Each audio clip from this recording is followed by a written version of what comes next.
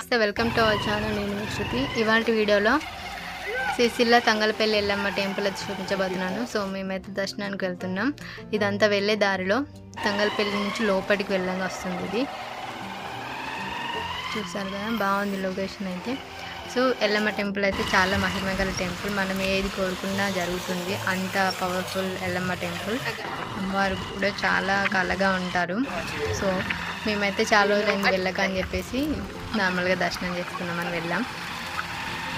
So ఇది వెళ్ళే దారిలో అక్కడ అన్ని తాడి చెట్లు ఉంటాయి. సో ఆషాఢంలో కానీ ఇంకెప్పుడైనా కానీ సండేస్లో చాలా డేస్లో ఇక్కడికి వచ్చి పిక్నిక్ టైప్లో వండుకొని తింటూ ఉంటారు, లేదా వండుకొని వచ్చి ఇక్కడ తింటారు.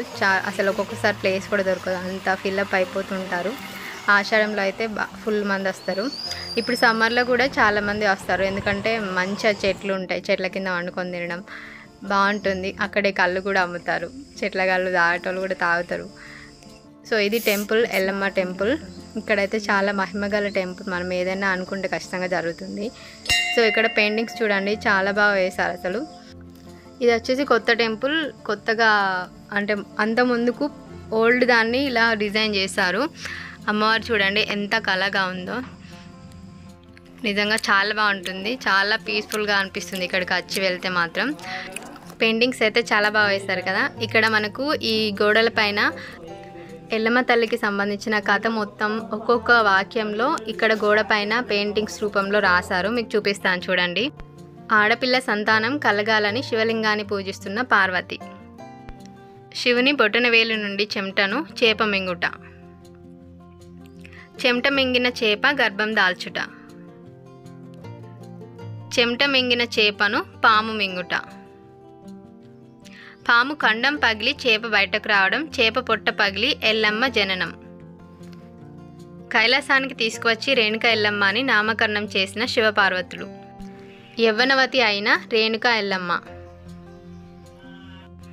పెళ్లి కాని రేణుక ఎల్లమ్మ బొట్టు పెడతానంటే నిరాకరించిన ముత్తేదులు, పెళ్లి చేయమని అలకబూనిన రేణుక ఎల్లమ్మ, రేణుక ఎల్లమ్మ స్వయంవరంలో గరుడ స్తంభం ఎక్కి గంట కొట్టి నెగ్గిన జమదగ్ని మహాముని, రేణుక ఎల్లమ్మ జమదగ్నిల కళ్యాణం, కార్తీకరాజు బ్రాహ్మణ వేషంలో వచ్చి ఉపదేశం రాదని శివునికి చెప్పుట, తపస్సుకై బయలుదేరుతున్న జమదగ్ని, అరణ్యంలో తపస్సు చేస్తున్న జమదగ్ని, దొంగచాటున కార్తీకరాజు బాణం విడ్చుట, మాయాగౌతులు బోనం ఎంగిలి చేయుట, నా రక్తం తాగితే 5 పిల్లల సంతానం కలుగునని జమదగ్ని రేణుక ఎల్లమ్మకు చెప్పుట, బొంగరం మాటలో పిల్లవాని కన్నుపోవుట, పిల్లవాని తల్లి వచ్చి పరశురాముని తండ్రి లేనివాడని నిందించుట, 4 కొడుకులు ఒక ఆడపిల్లకు జన్మనిచ్చిన ఎల్లమ్మ, పరశురాముని బాధలకు ఇల్లు ఇల్లు తిరిగి గౌడవనం చేరుకొని గౌడ కులస్తులకు నన్ను నిలుపుకుంటే మీ కష్ట సుఖాల్లో తోడుంటానని వరం, నా తల్లి ఎల్లమ్మ ఎక్కడాని మాదిగ మాతమ్మను అడుగుట, లందలోంచి ఎల్లమ్మ విశ్వరూపాన్ని దాల్చి నీ తండ్రిని చంపినవాడు కార్తీకరాజు అని చెప్పుట, సత్యాన బోనం తీసుకురాంగా గంధర్వులు మోహించుకోంగా చూసి ఎల్లమ్మ మనసు చెదుట, పరశురాముడు యుద్ధంలో కార్తీకరాజును సంహరించుట,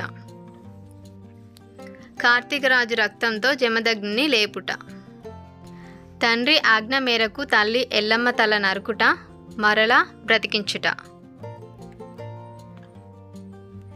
శ్రీ రేణుక ఎల్లమ్మ జమదగ్ని నాగవెల్లి జరుగుట, అందరూ సుఖ సంతోషాలతో ఉండుట. ఇది ఎల్లమ్మ తల్లికి సంబంధించిన కథ. సో మనం టెంపుల్కి వెళ్తే ఇలాంటివన్నీ చూడొచ్చు. టెంపుల్ అయితే చాలా బాగుంటుంది. ఈ చెట్టు చూడండి, చాలా ఏళ్ళ క్రితం చెట్టు, ఇది అయితే చాలా ఎప్పటి నుంచో ఉంటుంది. ఏళ్ళ క్రితం ఉన్న చెట్లు కూడా ఉన్నాయి ఇక్కడ. సో ఆషాఢం వస్తే మాత్రం ఇదంతా ఫిల్ అయిపోతుంది, అసలు ప్లేసే ఉండదు, అలా అంతమంది వస్తారు. ఇది ఇవాళ ఈ వీడియో మీకు నచ్చింది అనుకుంటున్నాను. తప్పకుండా వీడియోని లైక్ చేసి షేర్ చేసి కామెంట్ చేయండి. Thank you so much for watching.